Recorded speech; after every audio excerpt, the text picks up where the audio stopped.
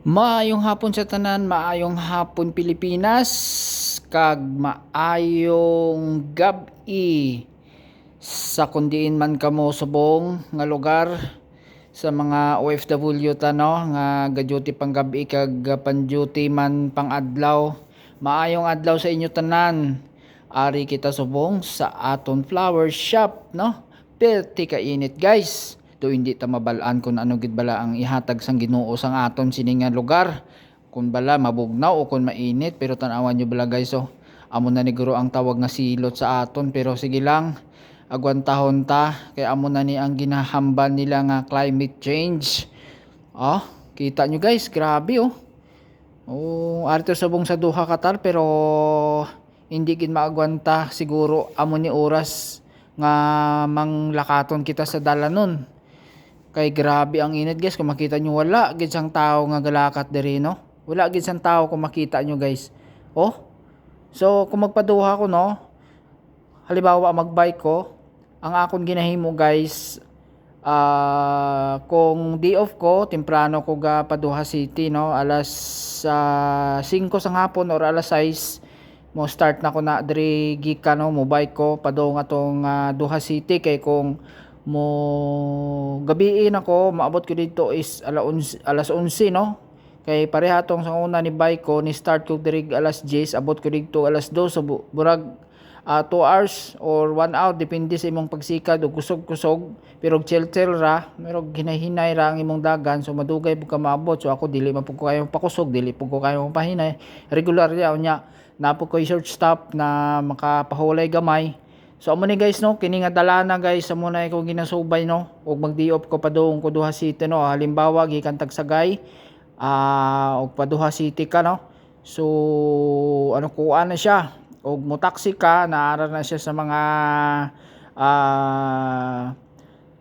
30 minutes, ay sorry, 15 minutes no. So Duha City nang ka, so og mobile ka moabot ni sag 2 hours or 1 hour depende lagi sa imong pagsikad. Nya karon ako kay may plano na ko niya magbike ko, pero dili lang sa karong orasa no, kay pertig yung inita guys. So ang akong himuon karon guys is mag-relaxing ko kay ugma di off man ko. So mag-prepare ko sa akong mga gamit para sa akong bike nya akong pangkondisyon kay magpaduha namon ko. So sample na guys ang kalayo no, gikan tag halimbawa ang akong hometown is Sagay City.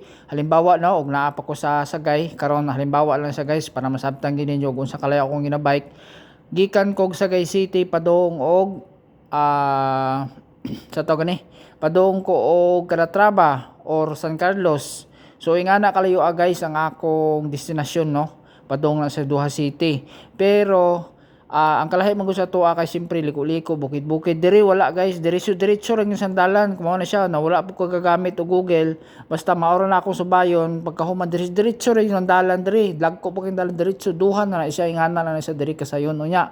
Wala kay delikado diri magbike ka magabi, buntagoon sa orasa, walay snatcher, walay mo kuan si muha, walay mo unsa diri. Ang imuha lang diring balon nga para safety ka og dili ka masita sa pulis, helmet, ID nimo, siyempre kwarta para og just in case nga nagutom-gutom ka, mukaon ka, ano na siya guys. So diri guys no, mauna sa guys ang dalana guys. So karong gabi mag-relax ko kay ugma di off na ko, so magbike na pug ko. So maura na guys no, madamo og nga salamat sa inyo sa dili pa nakapag-subscribe dahil sa akong YouTube channel. Please subscribe, hit the bell notification para perminti mo update sa ako ang mga videos no. So maghimo tag videos no sa usahay sa usa ka semana ka usahay kadua. So sa atong Facebook page no, Mel the Creator TV, o sa atong Facebook no, Romel Lasarte, follow and share. Madamong salamat. God bless us all.